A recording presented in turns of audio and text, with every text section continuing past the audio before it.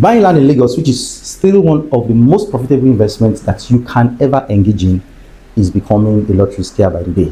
There are new policies, a lot of things are happening, and it has become imperative that if you want to still get maximum returns from your investment, I mean buying land in Lagos, Nigeria, then there are things that you need to know.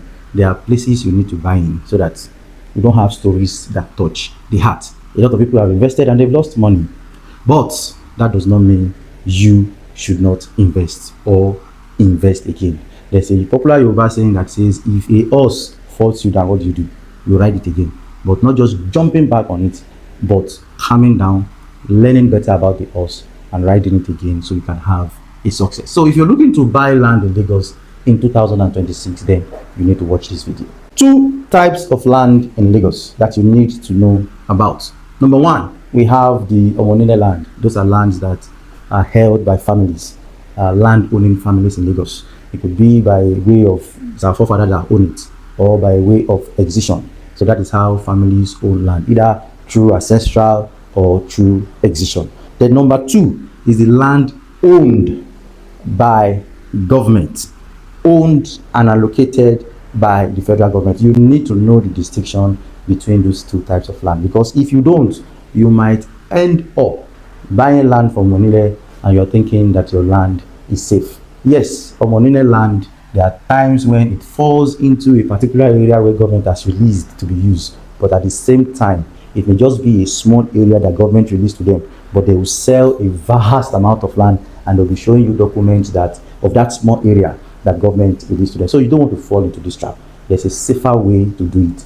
and I'm going to be showing you in this video. The second type of land I talked about is what we call the government scheme, government allocated land. And what this means is that a government scheme is a land that the government acquired. They did not only acquire it, there's always a proper layout with a government scheme. Government will not just acquire land and then leave it like that. They will draw a layout, because let me say one thing here that is very important.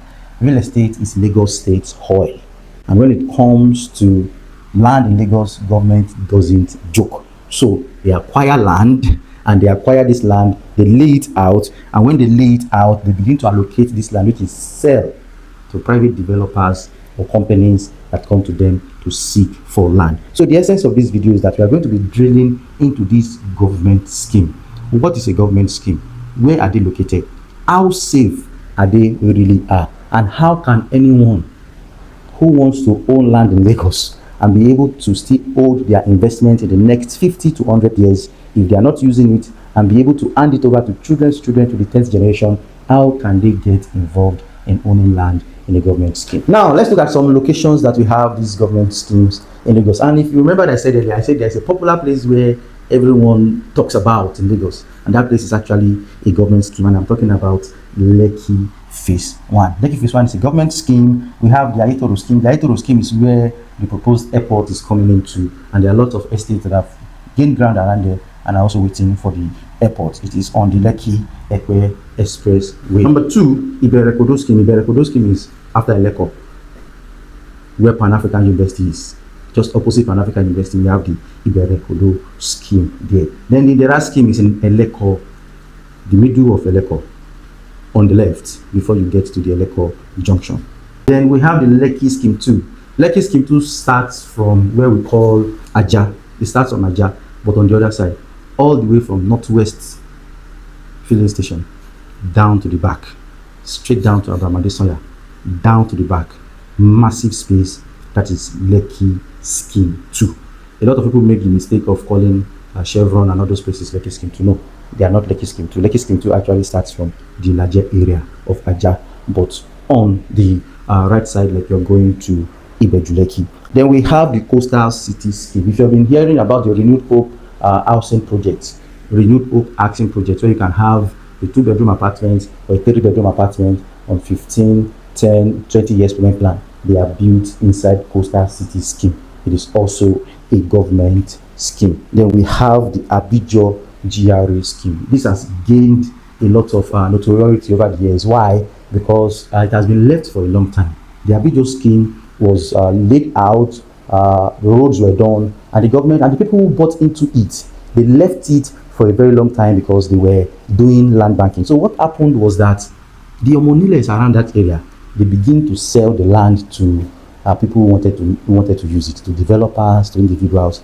Then government came after a lot of years. Some people have even finished building their houses. There was people who are trying to build a 20 unit estate, 30 unit estate. They have even already finished building. The government just came out of nowhere and scattered all those places. It caused a lot of noise. It caused a lot of noise at that time. Then engagement started between the Omoniles and the government. And guess what now? Government have actually mapped out a large space for the Omoniles of Abijo GRA now, and they now have a governor's consent on their land. But the trouble now, where this Abijo GRA scheme is concerned, apart from the side where government owns, which is closer to the road, the side I'm talking about now is after the canal at the back, when you finish the first gate of Abijo GRA. So they now have a governor's consent there. And people they have sold to, where they sold at patry sums, for 3 million naira, for 5 million naira, and they think they have land there. What will now happen when Omonile has fought over the years and have gotten a consent? I hope God gives them wisdom on how to settle that. So there's the Abijo GRA scheme, there's the Coastal City scheme, there's the Lekki Phase 1, it's actually a government scheme. Then Lekki Phase 2, which starts from the Ajah area all the way down to Abraham Adesoya, down to the Ogombo side. Then there's Idera scheme, which is in Eleko. All those beautiful bungalows you see on your timeline now, they are all, most of them are inside the Idera scheme. Idera scheme is taking a lot of shape. It is the next best place that is developing in Lagos right now. A lot of bungalows, a lot of terraces, and most of those bungalows are also going out on mortgages. However, mortgages have stopped because money has not been released by government and things like that. Then there's the Ibeju scheme. Ibeju scheme, you can still find good lands inside Ibeju scheme. Then there's the Allottee scheme, which houses the airport. When you own land inside the government scheme, these are the few things that you need to know. Number one, the layout is already planned. Number two, the roads, the drainage, and the zonings are already defined. So they basically are three different kinds of government schemes. There are government schemes that are only for residential. There are government schemes that are for commercial, and they are what we call the third one, which is the mixed use government scheme. Most of the government schemes in Ibeju-Lekki are mixed use government scheme, which means they have an area for the commercial side and they also have an area for the residential side. So a residential and commercial can be in the same government scheme. So this is important. Government schemes are scattered all over Lagos. It will even interest you to know that one of the most popular places that you hear in Lagos and people shout about every time is actually a government scheme. And what are the advantages? Let's look at it. If you've heard about the coastal road in Lagos, this is the road that goes all the way from Victoria Island to Calabar. There was a lot of noise about that road. And the reason why there was a lot of noise was because a lot of demolition, a lot of land acquisition went on for that road to be constructed. Now, what happened to those people who owned those lands? I will tell you for a fact. You see that land that they collected, most of those land are even on what we call excision, especially in the Ibeju-Lekki area, excision. And some of those lands fall into government acquisition, which is what now which I'm talking about here, what we call the government schemes. Now, what happened to the people that bought the government scheme, and what happened to the people that bought into excision? The people that bought into excision lost all their land. I'm not even talking about the people that their land does not have title now. I'm talking about the people that had bought into excision. I have known for a long time that when it comes to Ibeju-Lekki, excisions are not a very solid title unless they have been registered in the Gazette of Lagos State of Nigeria. There are some excisions that family just collect and they don't do anything about it, and they start selling the land, and people bought that land on excision, and they ask you what is the title on it. They say excision, excision, excision, excision.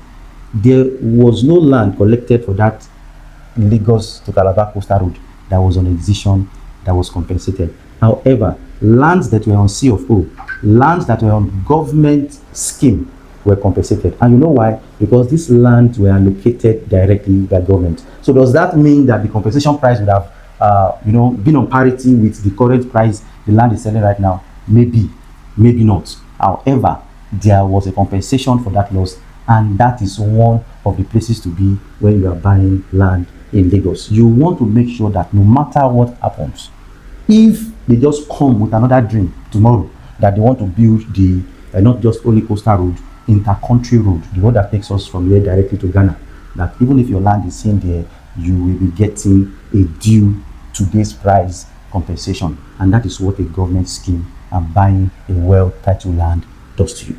Avoid confusion. I already mentioned it, but I will say it again. Lekki Phase 2. A lot of people think Lekki Phase 2 starts from Chevron. Lekki Phase 2 actually starts from Ilaje, around Ajah side, and on this other side, not the main Ajah, Langbasa, Abado, no, the Ajah of this side, where you have Ilaje, where you have Royal Garden Estate, and all the way down to Abraham Adesoya, then cuts in, goes down all the way to Ogombo. So that is where you have the Lekki scheme too. It is important that you know this, because you want to buy land now and you don't know the different demographics, the different locations in Lagos, and they are telling you that, oh, it's in Lekki Phase 2, Lekki Phase 2, Lekki Phase 2, and you are wondering where is Lekki Phase 2, and you're beginning to think it's immediately after Lekki Phase 1. No, Lekki Phase 2 starts all the way from Ajah, on the larger side, where Northwest Petrol Station, Northwest Fuel Station. That's exactly where it starts.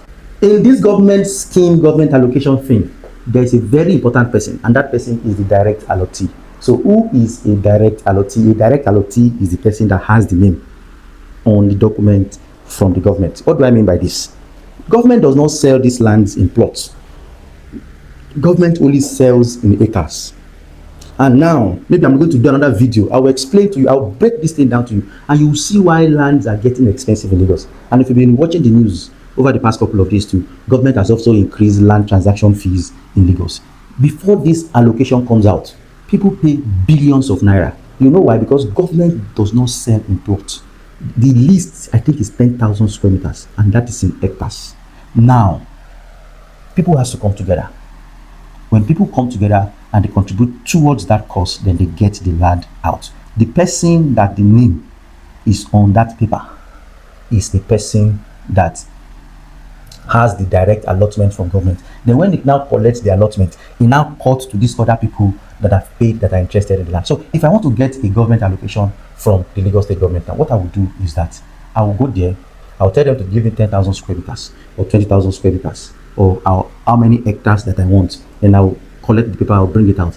They will give me a date where my payment will now elapse, that if I don't pay this money by this time, my allocation has expired. So what I need to do is that after I've brought it out, it is my name that is this, me that is the direct allottee to the government. Then I go and start selling. I look for developer friends, everybody come around, you bring money, how many hectares do you want, how many, 2 hectares, 3 hectares, then I gather all the money together and I pay the government. So on that paper is my name that is going to be there.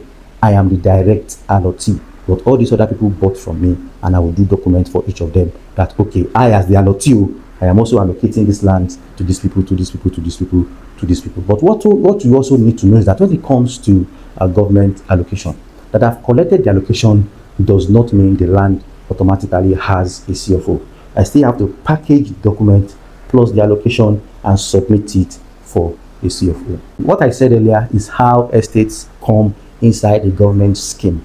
Most of those estates you see, they didn't buy directly from government. Somebody went into government and bought in bulk, then resold to those estates you see inside a government scheme. I don't want to begin to mention many estates, but they bought from somebody who went and brought it out. Do you understand? So the direct allottee, most of those estates bought from the direct allottee, because it cost a lot to buy this land. I'm going to show you a sample of such lands now. So which is what we have here. This is a sample of a government allocation. Let me just show you the price here. This is for how many hectares of land now? 15 hectares of land. The total price came to 1.5 billion. Do the math.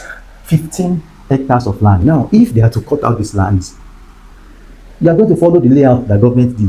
You are going to follow that layout, because government believes that any land that is above 10,000 square meters is corresponding to a small city, and they have the things that have to go inside a small city, the amenities, the features that has to go inside a small city, and you have to calculate that. On top of this 1.5 billion naira, you still have to make profit, and not just profit, infrastructures. We know what cement is saying now. We know what to even find good workers safe is by chance, and all this goes into setting up an estate. So when you see that the price of real estate is increasing in Lagos, don't look at any other person, look at the government direct and point accusing finger at them.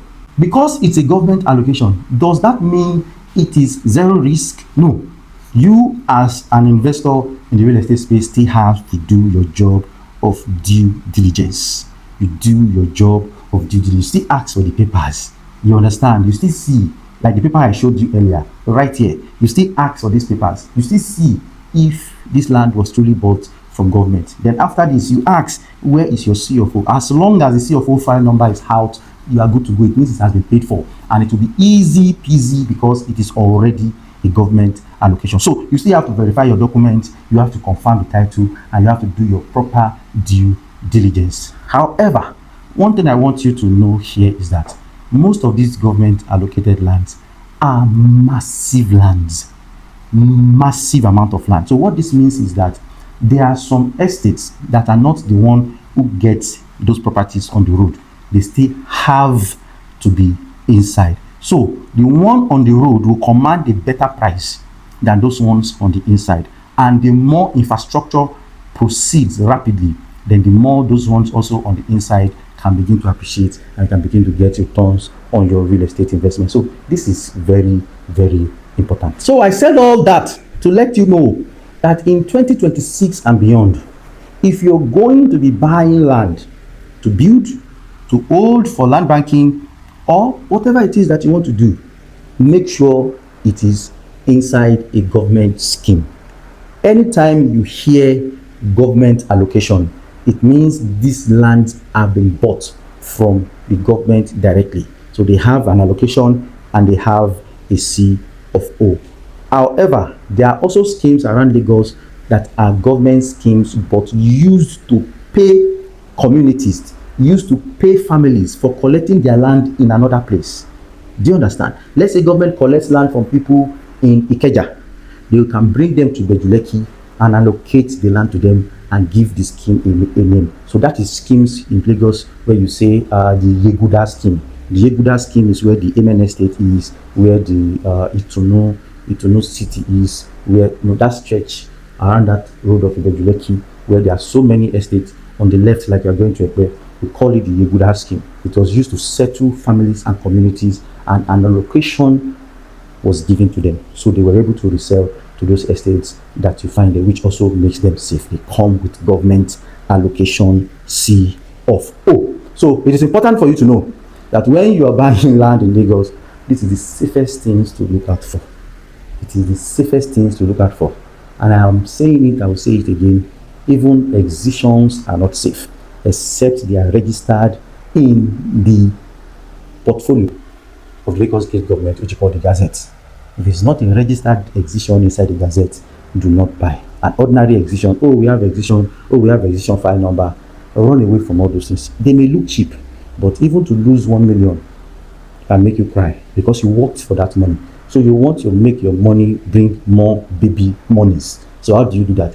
It's by buying verified property. So buying land outside of a government scheme is like buying without security. Buying inside the government scheme is like having the government as your backup, and that is what you exactly need. I'm sure in this video I've been able to break down for you. Now you can see the government allocation, government schemes are the safest places, the safest locations to buy land in Lagos State, Nigeria. And peradventure, anything comes up at all that makes them take this land back from you for a social or a one of those things that they do. Maybe a road is going all the way to United Kingdom from here, you will get compensated.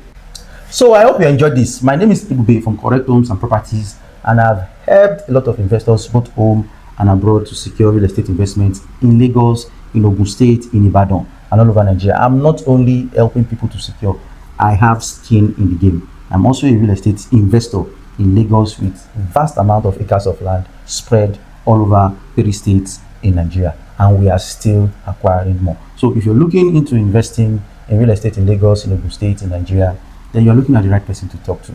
Don't forget, subscribe, share our content, and if you need to speak with me, this is the number to call.